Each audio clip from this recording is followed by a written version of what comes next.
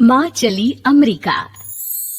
निधि का नेचर बचपन से ही शर्मिला था। निधि, ये पैसे ले जरा और बाजार से चीनी तो ले आ।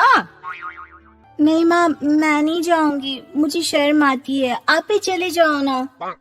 अरे पता नहीं क्या करेगी ये लड़की, जीवन में कभी कुछ किया ही नहीं सिवाय पढ़ाई और घर के कामों के। इसकी शादी भी आसपास ही कहीं करवा दो, दूर जाकर इसका गुजारा कैसे होगा। एक दिन पिता के दोस्त अपने परिवार के साथ निधि के घर खाने पर आते हैं। उनकी बेटी बहुत ही स्मार्ट होती है।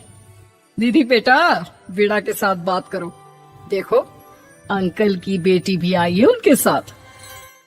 निधि वीणा के साथ वहीं बैठ जाती है। चलो ना अंदर चलते हैं, यहाँ कहाँ बड़े लोगों के बीच बैठे।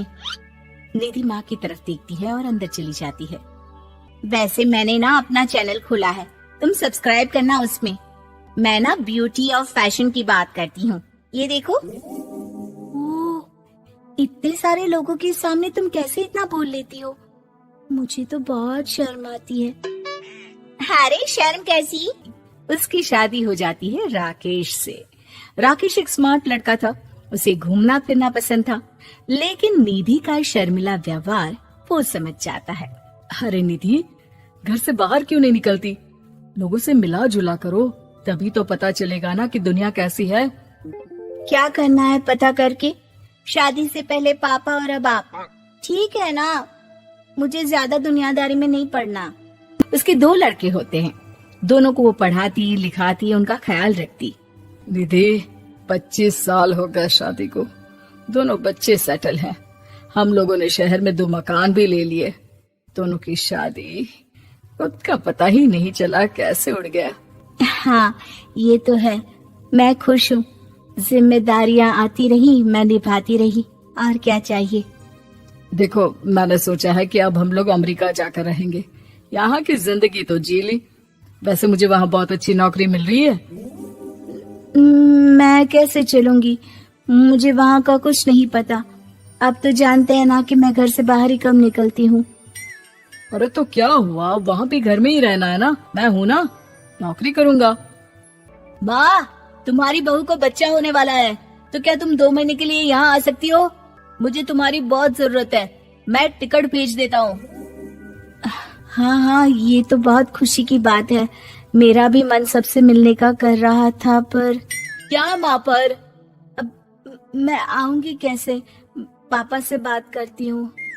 देखो माँ, प्लीज बहाना मत बनाना, तुम जानती हो ना इस वक्त में मैं किसी पर भरोसा नहीं कर सकता हूँ। निधि पति को सारी बात बताती है। क्या आप भी चलेंगे? निधि, आने जाने में बड़ा खर्च हो जाएगा, ऊपर से मुझे यहाँ छुट्टी नहीं मिलेगी। बहू पर वक्त ऐसा है कि तुमको तो जाना ही पड़ेगा। मैं अकेले दुकान तक तो नहीं जा पाती, इतनी दूर भारत कैसे जाऊंगी, मुझसे नहीं होगा। लेकिन सबके कहने पर निधि को जाना ही पड़ता है। एयरपोर्ट में घबराई निधि एक मुसाफिर से कहती है, मैं ना भारत जा रही हूँ, दिल्ली जाने वाली फ्लाइट। सब मिलकर निधि की मदद करते हैं और फाइनली निधि भारत पहुंच जाती है, जहां बेटा उन्हें घर ले आता है। वाह माँ जी, यहाँ तो मैं भोपाल तक नहीं जा पाती, आप अमेरिका से आ गई। भाई चालाकी तो औरतों में होनी ही चाहिए, यहाँ हम बुद्धू के बुद्धू रह गए। निधि इतनी दूर और लंबा सफर करके थक जाती है, वो चुपचाप बैठ जाती है। बैठना नहीं है माँ जी, बच्चा पकड़ना है, ये लीजिए। और हाँ, घर का काम तो मैं करूंगी नहीं, जानती है ना शरीर कच्चा सा है, तो मुन्ने को सुलाकर कुछ बना लीजिएगा। निधि को बहू का व्यवहार बहुत बुरा लगता है। जैसी भी थी, पिता और पति की हमेशा लाडली रही थी निधि। निधि बेटे की तरफ देखती है। माँ, वो काम वाली कोई मिल नहीं रही है ना, मैं देखने की कोशिश तो कर रहा हूँ, जैसे ही मिल जाएगी वो संभालेगी सारा काम। अरे कैसी बात कर रहे हो? जब पहले मैंने कहा था कि अमेरिका से इनके टिकट में जो पैसा खर्च कर रहे हो उतने में नौकरानी रख लो, तो नहीं, मेरी बात पर विश्वास नहीं था कि ना कोई मेरे बच्चे को अच्छे से नहीं संभालेगा। अब इनका भी खर्चा और नौकरानी का भी खर्चा। अरे ना जी ना, मैं नहीं संभाल सकती। लेकिन वहाँ जाते ही जैसे राकेश उसे देखता है, उसके गले लग जाता है। ये क्या हालत बना रखी है निधि, कैसी लग रही हो? खाना नहीं खाती थी क्या हो गया? निधि पति से कुछ नहीं कहती, बस रोती ही चली जाती है।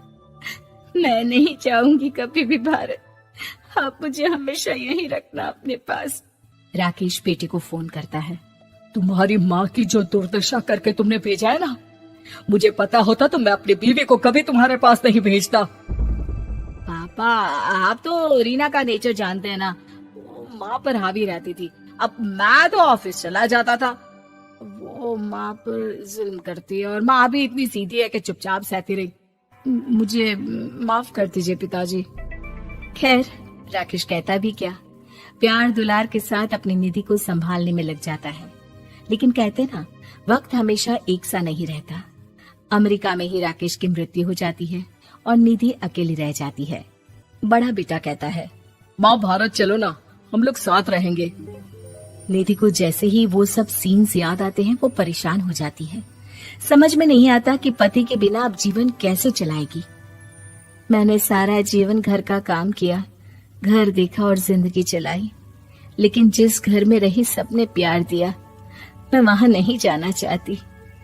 तभी राकेश जिस कंपनी में काम करता था उसका मालिक निधि के घर आता है। वो भी भारतीय ही होता है। दीदी, राकेश ने आपके बारे में बताया था। जब से आप भारत से लौटी थी उसे आपकी बहुत चिंता रहती थी, इसलिए उसने मुझसे कहा था कि कभी अगर वो ना रहे तो मैं आपको ये पैसे दे दूं। और हाँ, हम लोगों की कंपनी में आपके लिए नौकरी भी है। निधि पति के पैसे देखकर मन में तसल्ली करती है और नौकरी के लिए हाँ कर देती है। अरे पागल है क्या माँ, कैसे नौकरी करोगी? ये अमेरिका है, दिल्ली नहीं। वहाँ तो तुम घर से निकल भी नहीं पाती थी, यहाँ कैसे? मेरे पति, मेरे पिता मुझे खुश देखना चाहते थे। वो लोग जब तक थे मुझे किसी चीज के लिए ना फोर्स किया, ना कभी कमी होने दी।